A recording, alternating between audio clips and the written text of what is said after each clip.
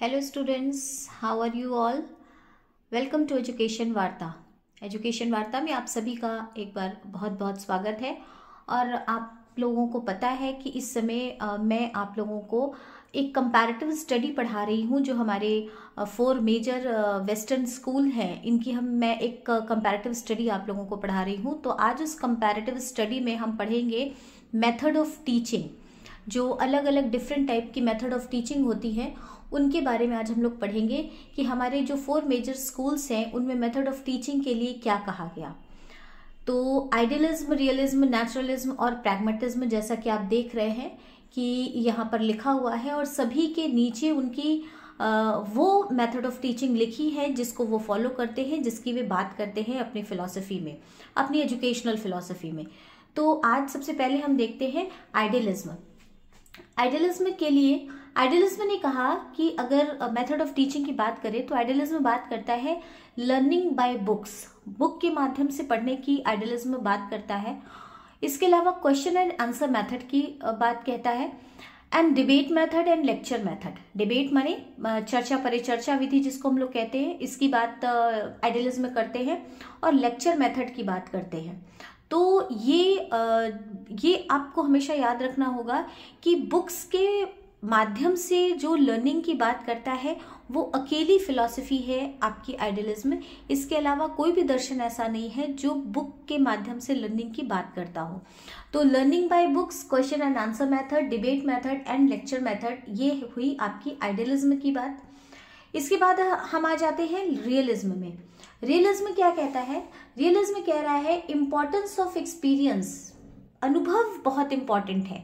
मतलब हम स्वानुभव की बात करते हैं, किस तरीके से हमें अनुभव प्राप्त होते रहते हैं, और उसके माध्यम से जब हम कुछ लर्न करते हैं, कुछ सीखते हैं, इसकी बात कहता है रियलिज्म। क्योंकि यथार्थवादी दर्शन है तो यथार्थ की बात करते हैं, और यथार्थ का मतलब होता है जब हम अपने प्रैक्टिकल जीवन में कोई चीज सीखते हैं अपने अनुभव के माध्यम से, उसकी बात करते हैं। तो ये इंपॉर्टेंस देते हैं अपने एक्सपीरियंसेस को, अपने अनुभवों को। उसके बाद ये बात करते हैं sense and working organs are important. ये कहते हैं sense and working organs are important. हमारी इंद्रियां और हमारी कर्मेंद्रियां दोनों की बात कहते हैं कि ये दोनों चीजें बहुत इंपॉर्टेंट हैं। क्यों इंपॉर्टेंट है? क्योंकि इसके माध्यम से ही हम किसी चीज को सीखते हैं, किसी बात को समझते हैं। कोई नया नॉलेज की बात हो या कोई नई चीज सीखने की बात हो, हम अपने इन्हीं सेंस और वर्किंग ऑर्गन्स के माध्यम से सीखते हैं। इसलिए ये सेंस और वर्किंग ऑर्गन्स को बहुत इंपॉर्टेंट बताते हैं, बहुत महत्वपूर्ण बताते हैं। और ये बात करते हैं ऑब्जर्वेशन मेथड की, मतलब निरीक्षण विधि की बात करता है रियलिज्म। निरीक्षण, जब हम कहीं कोई भी काम हम करते हैं तो कुछ ना कुछ अगर हम उसको एफर्ट के साथ में करते हैं, कि हम उसको ऑब्जर्व करते हैं कि वो काम कैसे किया जा रहा है या वो काम किस तरह से हो रहा है, तो ये एक बहुत सरल और बहुत ही सहज माध्यम है, बहुत ही नेचुरल एक मेथड ऑफ टीचिंग होती है ये, कि हम कुछ चीज़ों को ऑब्जर्व करके जब हम किसी चीज़ को सीखते हैं, तो it is called observation method. And उसके बाद ही बात करते हैं डिमॉन्स्ट्रेशन मेथड की, प्रदर्शन विधि की, कि जब हम किसी चीज को प्रदर्शित, कुछ प्रयोग करके कुछ प्रदर्शित करते हैं, किसी प्रकार का उसको डिमॉन्स्ट्रेशन, उसको दिखाते हैं, उसको शो करते हैं, तो उसको हम लोग बोलते हैं डिमॉन्स्ट्रेशन मेथड। तो रियलिज्म जो है वो सेंस और वर्किंग ऑर्गन्स की बात करते हैं, इंपॉर्टेंस देते हैं वो एक्सपीरियंसेस को, ऑब्जर्वेशन की बात करते हैं, और डिमॉन्स्ट्रेशन मेथड की बात करते हैं। आगे बढ़ते हैं। आगे बात होती है नेचुरलिज्म की, जिसको हम लोग प्रकृतिवाद कहते हैं हिंदी में। और नेचुरलिज्म, अगर हम प्रकृतिवाद कहते हैं, इसका मतलब है कि वो भी बिल्कुल रियलिज्म की तरह कहीं ना कहीं लर्निंग बाय डूइंग की बात करता है।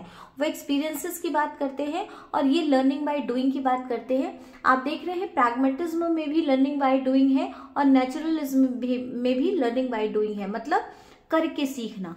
जब हम किसी भी चीज को करके सीखते हैं तो हमारे लिए न सिर्फ सीखना आसान होता है, बल्कि बहुत इंटरेस्टिंग भी हो जाता है और लाइफ लॉन्ग के लिए होता है।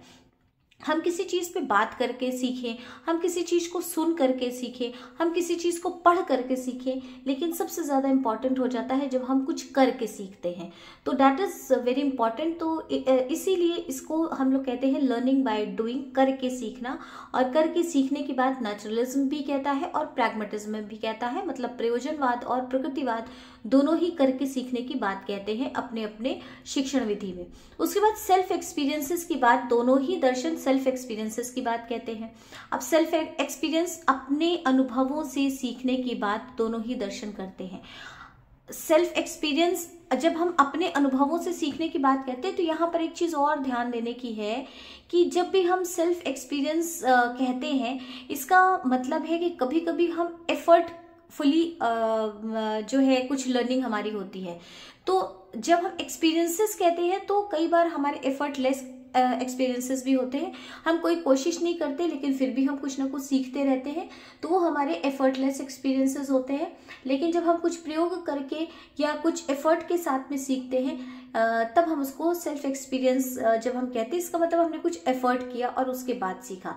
तो दोनों ही जो है सेल्फ एक्सपीरियंसेस की बात कह रहे हैं। प्लेवे मेथड की बात कह रहा है नेचुरलिज्म। अब प्लेवे मेथड मतलब खेल के द्वारा सीखना, खेल के द्वारा सीखने की बात हमारा नेचुरलिज्म कहता है, मतलब प्रकृतिवाद कहता है खेल के सीखना। खेल खेल में सीखना निश्चित रूप से हमेशा ही बहुत ही जॉयफुल होता है, बहुत ही हमें प्लेजर फील कराता है। दूसरी बात, क्यों कहते हैं नेचुरलिज्म प्लेवे मेथड की बात, क्योंकि ये नेचुरलिज्म जो है, जो प्रकृतिवाद है, वो बात करता है मनोविज्ञान की, साइकोलॉजी की, और जो भी साइकोलॉजी की बात करता है तो वो कहीं ना कहीं बच्चे या व्यक्ति या इंडिविजुअल की जो रुचि होती है, जो उसकी इंटरेस्ट एरिया होता है या जो उसका कंफर्ट जोन होता है यू में से, तो उसका वो जरूर ध्यान रखते हैं। तो इस वजह से नेचुरलिज्म बात करता है प्लेवे मेथड। एंड लास्ट ही बात करते हैं किंडरगार्टन मेथड। मतलब किंडरगार्टन आप सभी को पता है कि खेल के माध्यम से ही सीखने का एक मेथड है, जिसका नींव जो है फ्रोबेल ने रखी थी। तो ये किंडरगार्टन की बात कहते हैं, प्लेवे मेथड की बात कहते हैं, सेल्फ एक्सपीरियंस के माध्यम से सीखने की बात कहते हैं, एंड लर्निंग बाय डूइंग की बात करते हैं। इसके बाद आगे बढ़ते हैं प्रैग्मेटिज्म की तरफ एक बार फिर से। तो प्रयोजनवाद, मैंने 2 पॉइंट्स आपको क्लियर कर ही दिए कि लर्निंग बाय डूइंग की बात तो करते ही है, सेल्फ एक्सपीरियंसेस की बात करते हैं। इसके बाद एक नई चीज इसमें जुड़ती है, वो है प्रोजेक्ट मेथड, जिसकी शुरुआत जॉन डीवी के जो स्टूडेंट थे किलपैट्रिक, उन्होंने करी थी। तो किलपैट्रिक ने प्रोजेक्ट मेथड की बात करी थी। प्रोजेक्ट मेथड जिसमें जो आज भी हम जानते हैं कि एक क्लास फर्स्ट के बच्चे को भी प्रोजेक्ट दिया जाता है और हायर स्टडीज में भी प्रोजेक्ट हम देते हैं और बच्चे उसको करके लाते हैं। जब हम किसी को प्रोजेक्ट देते हैं तो हम उसके कुछ क्राइटेरिया डिसाइड कर देते हैं, हम उसके कुछ आप कह सकते हैं उसका एक ब्लूप्रिंट तैयार कर देते हैं कि भाई इस तरीके से काम करना है। उसके बाद वो फ्री हो जाता है स्टूडेंट कि वो उसको किस तरह से कंप्लीट करता है, कितना एफर्ट लगाता है। हमने तो एक गाइडलाइन दे दी, लेकिन उसके बाद सब कुछ निर्भर करता है एक स्टूडेंट के अपने एफर्ट के ऊपर, उसके अपने प्रयास के ऊपर और उसके इंटरेस्ट के ऊपर। तो प्रोजेक्ट मेथड भी एक बहुत ही इंपॉर्टेंट और एक बहुत ही इंटरेस्टिंग मेथड है जिसकी बात प्रैग्मेटिज्म करता है।